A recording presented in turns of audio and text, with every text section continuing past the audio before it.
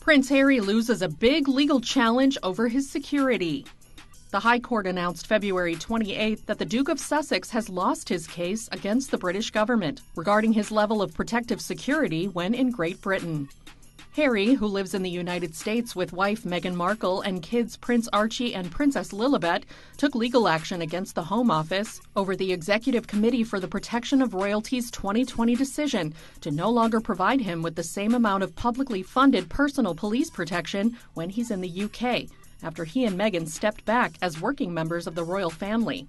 And while the 39-year-old's legal team had deemed the move unlawful, the High Court determined the decision was not unlawful, irrational, or marred by procedural unfairness. In addition, Judge Sir Peter Lane noted in part of a 51-page document that the Executive Committee's, quote, bespoke process for determining Harry's security on a case-by-case basis was and is legally sound, and stated the claimant considers he should receive protective security from the state whenever he is in Great Britain because of his position within the royal family and factors concerning his past and present situations. The judge also stated that Harry's legal team had taken an inappropriate formalist interpretation of the committee's process.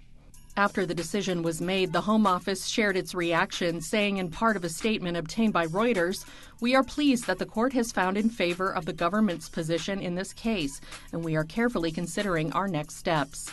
Meanwhile, Harry's legal team, who expressed how the Duke doesn't feel safe in the UK with the current security arrangements and previously lost their bid for him to cover these protection costs himself, noted their intent to appeal the judgment. A legal spokesperson for the Duke of Sussex said in a statement obtained by NBC News, the Duke is not asking for preferential treatment, but for a fair and lawful application of Ravic's own rules, ensuring that he receives the same consideration as others in accordance with Ravic's own written policy. The spokesperson added, in February 2020, Ravic failed to apply its written policy to the Duke of Sussex and excluded him from a particular risk analysis. The Duke's case is that the so-called bespoke process that applies to him is no substitute for that risk analysis. The Duke of Sussex hopes he will obtain justice from the Court of Appeal and makes no further comment while the case is ongoing.